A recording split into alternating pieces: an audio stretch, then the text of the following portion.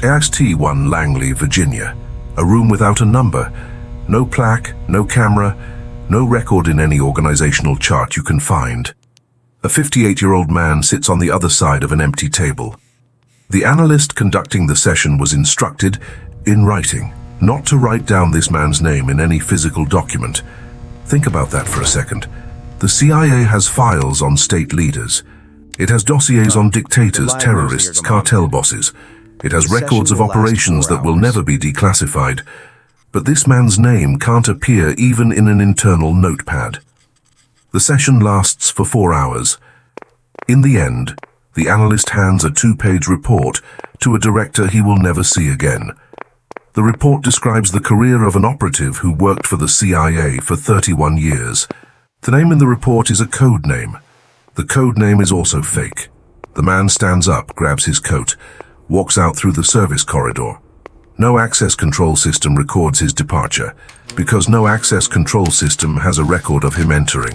31 years, 14 countries, at least 7 events that changed contemporary geopolitics. Officially, 0. This is not a mystery. It's not fiction. This is how the system works when it operates at a level where the normal rules no longer apply.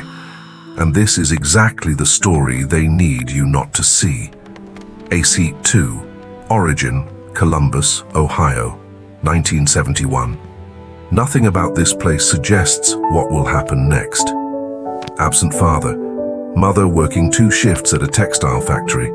A public library 6 blocks from home. Marcus Webb, not the real name, but it's the name we will use, frequents this library with the regularity of someone who has nothing better to do. He reads everything. Military history, geopolitics, languages. At 14, he speaks English and Spanish with native fluency. At age 16, he is learning Russian with a dictionary bought for 75 cents at a used bookstore.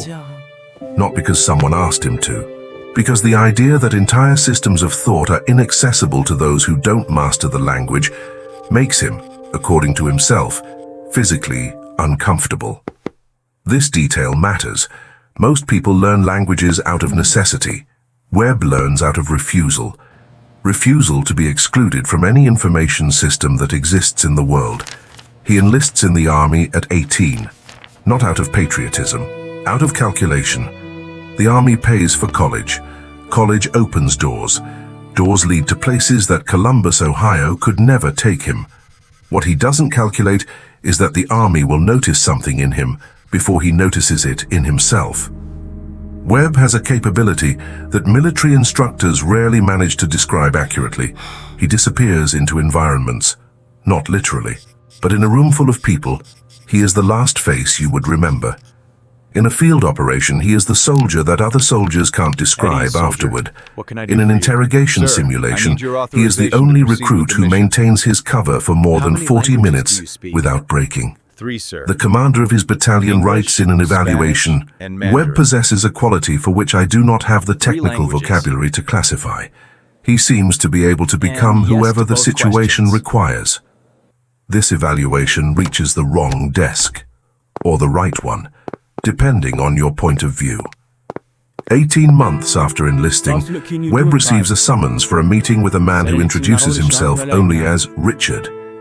Beige suit, accountant's hands. The kind of man you forget 5 seconds after meeting, which is exactly the point. Richard asks 3 questions. How many languages do you speak? Can you lie to someone you respect? Do you understand the difference between loyalty to a person and loyalty to an idea? Webb answers 3 languages. Yes, yes. Richard stands up, shakes his hand, says someone will get in touch. 6 weeks later, Marcus Webb begins to exist in 2 places at the same time. This is the last time he will have only one identity. I think I found it. Act 3. The structure. What most people think about the CIA is wrong. It is not an organization. It is a series of overlapping organizations, each with different access, different language, and a different version of what the mission means. Most operatives live in one of these levels their entire lives. Webb rises through them all. And here's what no one tells you about rising. Each level demands that you destroy a piece of who you were before you entered it, not metaphorically, literally. East Berlin, 1979. Officially, Webb is a trade analyst at an import-export company in Frankfurt. The company exists, the clients exist, the contracts exist. Webb does not exist. 18 months as Klaus Brenner, logistics consultant, regular customer at a bar in Prenzlauer Berg. A discreet man who never asks questions, but always seems available to listen. In 18 months, 4 assets recruited within the party apparatus. One of them delivers the name of a double agent operating inside the CIA station in West Berlin itself. Webb never finds out what happens to that double agent. He is not authorized to know. This is the first moment he understands the real architecture of the institution he serves. Information flows upward, never downward. You are a piece that produces data for a machine you will never see in its entirety. The question that matters, does this bother him? At this moment, no. That answer will change. 1981. Webb enters the No-See program, non-official cover. The most dangerous job in the American intelligence structure. No diplomatic cover, no immunity, no embassy to run to if everything goes wrong. If captured, the American government denies your existence as easily as it denies anything inconvenient. The difference between a NOC operative and a diplomatic spy is simple. The court diplomatic spy goes home expelled. The court NOC operative goes to a cell that doesn't appear in any humanitarian report. Webb says yes before the briefing ends. In the next 10 years, 7 countries, 6 identities, German businessman, Swiss journalist, Canadian consultant, British researcher, Portuguese technician, Lebanese trader, each identity built with surgical precision, apartments with real history, accounts with real transactions, references that answer the phone, because they are other operatives on other covers. Once in Beirut, he spends 40 minutes talking to a Soviet intelligence officer. The Soviet is trying to recruit him without knowing that Webb is mapping his network. Both have coffee. Both lie about everything. Both leave without exactly knowing what the other discovered.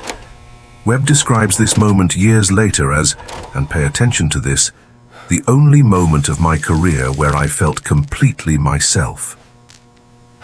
Think about what that means. The only moment of genuine authenticity was the one in which he was being completely false. This is not a contradiction. It's the logical result of a system that turns human beings into instruments. 1986, the operation that changes everything. Webb is sent to map a financing network for terrorist operations in the Middle East. What he finds is not just the network, it is evidence that part of the financing passes through channels with documentable connections to American interests, not directly the CIA. Adjacent structures that the CIA knew about and chose not to disrupt. Webb writes the report. The report moves up the chain. The report disappears. He requests a meeting with the supervisor. The supervisor says the report was analyzed and filed in accordance with relevant protocols. That phrase, memorize it. Analyzed and filed in accordance with relevant protocols. Translation: you saw something you shouldn't have seen, and now you're a problem. 2 weeks later, Webb receives a new assignment. Different country, different mission, no explanation. That's the mechanism. Not dismissal, not punishment, movement. You are simply relocated to where you can no longer see what you saw. The machine doesn't eliminate problems. It moves them out of sight, and it keeps functioning. Act 4, The Breaking Point, 1991. The world changes. The Soviet Union implodes. The enemy that justified 30 years of clandestine operations, billions in black budget, and hundreds of destroyed identities simply ceases to exist. For the CIA, this is an institutional identity crisis. For Webb, it is something more concrete. He is 38 years old, experience that cannot be put on a resume. And the institution he serves is dismantling the structure in which he operates. Langley, a 20-minute meeting with a director he has never seen. 2 options: senior analyst position in Washington, administrative retirement with salary, or continued operations in a new structure. The new enemy, terrorism, financing networks, proliferation, no flag, no capital, no peace agreement to sign. Webb chooses to continue. This is the mistake. Not because the mission was wrong, because the new structure operates with different rules. In Cold War operations, there were lines, faint, often hypocritical, but existent. There were protocols. There was, at least nominally, oversight. In the new structure, the lines disappear. The 90s are the darkest years, not because of physical risks, because of moral risks. Webb passes information that results in actions he does not authorize and cannot control. Recruits sources in populations devastated by conflicts that American policy helped create. Uses these people's desperation as leverage to extract information. He does this well. He does this within all the existing protocols on paper, and each time he does, something inside him that has no precise name gets a little smaller. 1998, the operation that breaks something definitively. A source that Webb cultivated for 2 years is compromised. Not through his own error. Due to a coordination failure between sectors of the agency itself operating in parallel without communication. The source is executed. Webb receives the information in a routine report. 3 lines. Technical language. Asset compromised. Status terminated. He closes the report, goes to the bathroom in the secure office, stands in front of the mirror for 11 minutes. He remembers the time with precision because he counted the seconds the source had children. Webb knows because family information is part of the recruitment dossier. 3 children. The youngest is 4 years old. He does nothing with this information. There is nothing to do. The operation continues. Other assets need to be cultivated. Other reports need to be written. But something stops in him in that bathroom and doesn't come back. It's not guilt. It's something colder than guilt. It's the recognition that he has become exactly efficient enough to be useful and exactly disposable enough to be moved or erased when convenient. Just like the source who just lost his life. The only difference, he's still on the side that presses the buttons. For now. Explain Act this 5, discrepancy the immediately. Erasure I need the truth. 2003.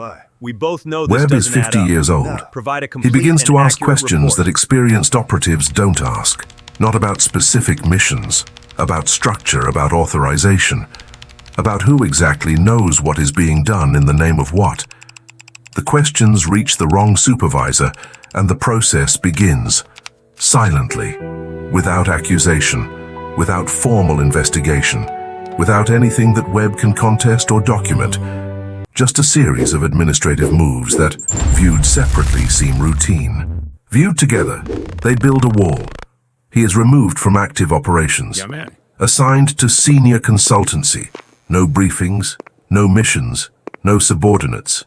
His access to classified systems starts to be revoked by categories. First, active operations. After, historical files of operations in which he participated. After, communication systems with other operatives.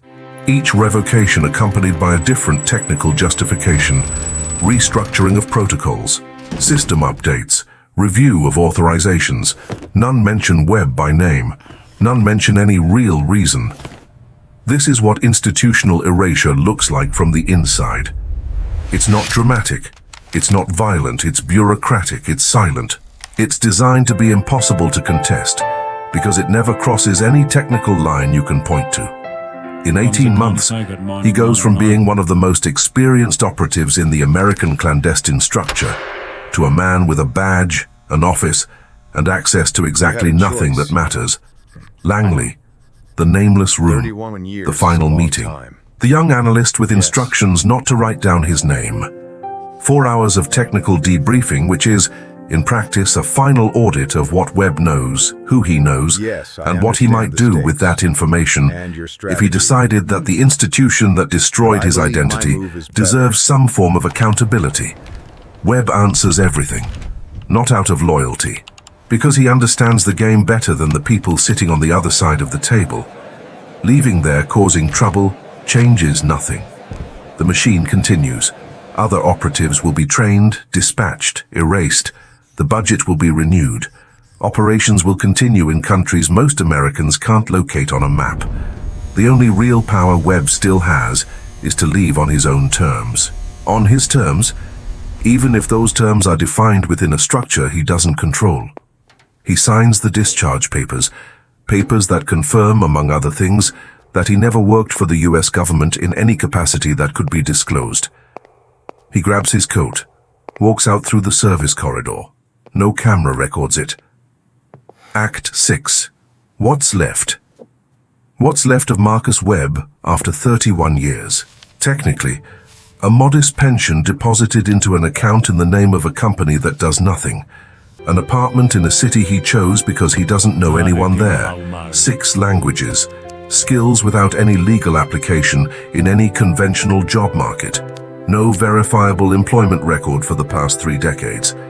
No story he can tell at a dinner party without violating at least 4 confidentiality agreements. No relationship that survived what the career demanded. The marriage lasted 6 years. The children grew up with a father who worked in international consulting. They know it's not true. They stopped asking at some point during adolescence. But here's the detail the agency didn't foresee.